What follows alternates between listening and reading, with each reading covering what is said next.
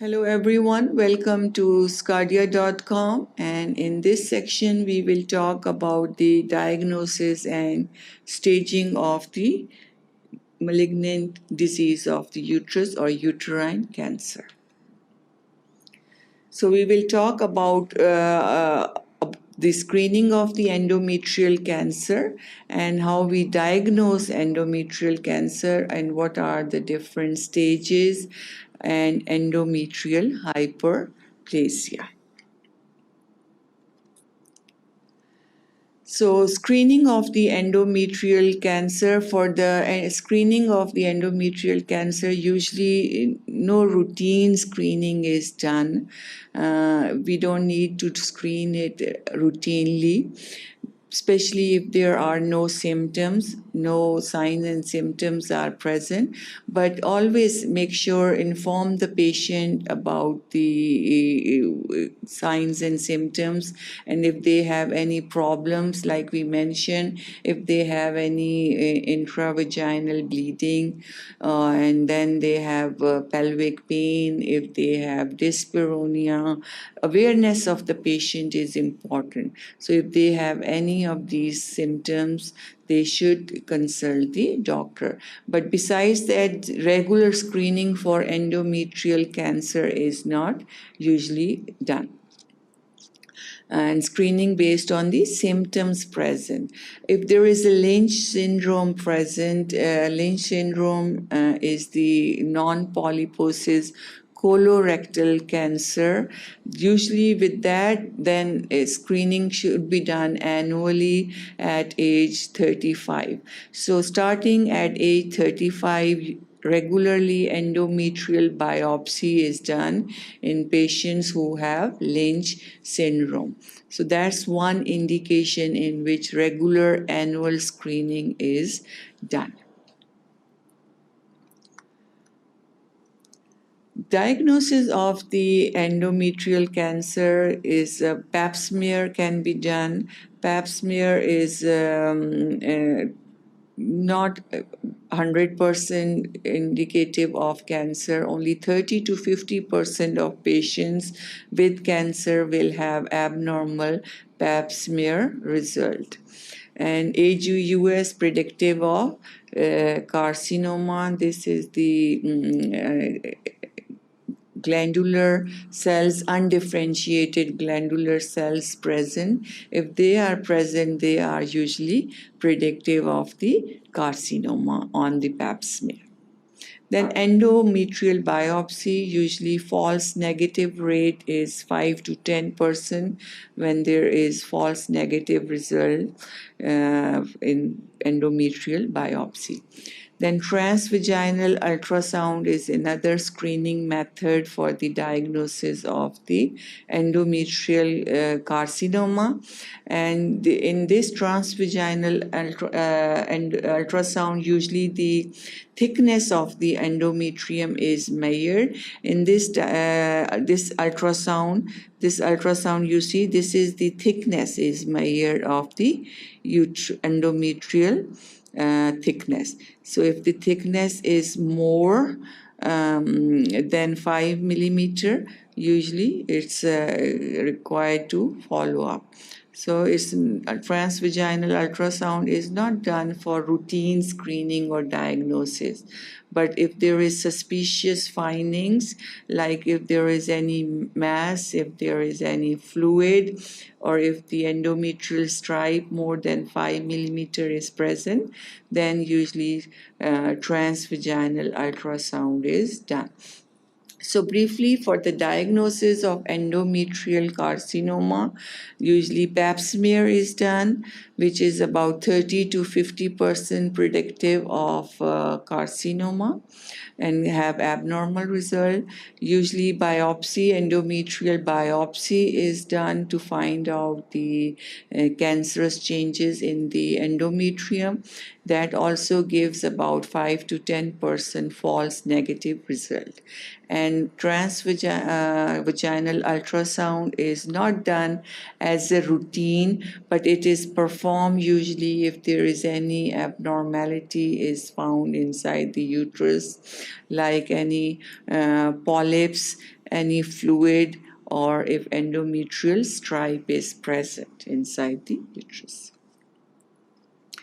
Then other diagnosis is dilation and curettage. Dilation and curettage is very important test done to remove the specimen from the cervix and endometrium, and then that specimen is sent for biopsy to find out any malignant changes in the cells.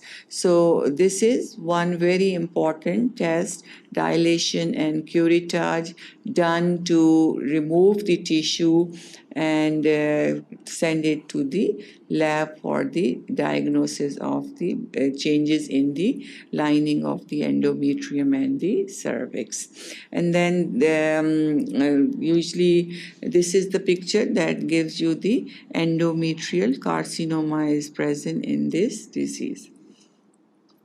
And then other tests that can be performed to find out is the hysteroscopy. Besides the biopsy of the endometrium and the cervical cells, usually hysteroscopy is performed to see the changes inside the uterus. False negative result is about 2 to 6%. Now, staging of the endometrium or uterine cancer. In stage 1, staging plays very important role in the prognosis of cancer. If we diagnose in the early stage, usually prognosis is very good. So in stage 1, uterus cancer confined to the uterine body, no spread beyond the uterus. But in stage 1A is less than 50% invasion of the uterine wall, and in 1B there is more than 50% invasion or penetration. So in stage 1, it's limited to the uterine body. This is the uterine body. And then in the stage 1B, it's 50% invasion, 1A is 50%, less than 50, and 1B is more than 50% invasion. In stage 2, now the tumor extend also into the cervix. Cervix is also involved. And then in stage 3, there is also local or regional spread of the tumor. So in this, not only uterus and cervix is involved, regional surrounding area is also involved. In stage 3A, it invades serosa of the uterus. And then 3B, it invades vagina and parametrium. Surrounding area is also involved and vagina is invaded. In stage 3C, there is involvement of pelvis and para-aortic lymph nodes. And once the lymph nodes got involved by the cancer, usually then it spread or metastasized very rapidly. So after stage 3, it progresses to 3C, it goes to stage 4, where the tumor is invaded into the bladder, bowel, and distant metastasis. And so stages of the uterine cancer is from stage 1 to stage 4. Depending on which stage the diagnosis is made, then prognosis depend on that. So definitely if it's stage 4, and if it's already widespread, usually the prognosis is very poor. And prognosis is good in the stage 1 when it's limited to the uterus and it doesn't invade to the cervix, and it is limited to the body of the uterus. Endometrial hyperplasia.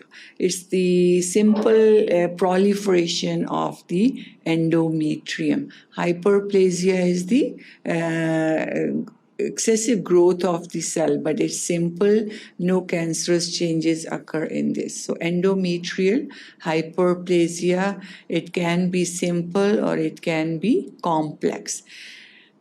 And then in the complex, we have cells, one type in which no atypical cells are present, and in one type there are atypical cells are present. The more atypical cells are present, usually it's bad, and more atypical cells, usually there are more chances that it can progress to the endometrial carcinoma. So endometrial hyperplasia, it can be simple hyperplasia, or it can be complex hyperplasia, or it can be hyperplasia in which it can progress to cancer.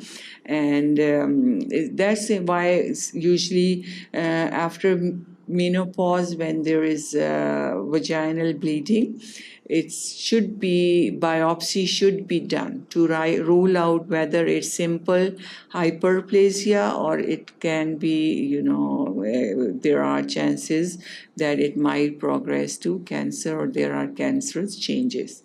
So it can be simple, complex, it can progress to cancer. And then in complex, we have cells which are not atypical, and then cells which are atypical. In cells which are not atypical, simple is about 1.3% and complex is 3%, and in atypical, it's simple is 8% and complex is 29%. So in type of endometrial hyperplasia with atypical cells, usually it's complex, is in case 29% are complex, and then it's more chances to progress to endometrial carcinoma.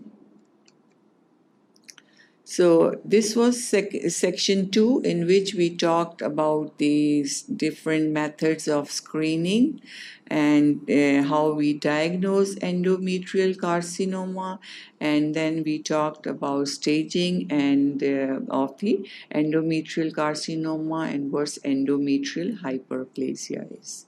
Thank you for watching sqadia.com.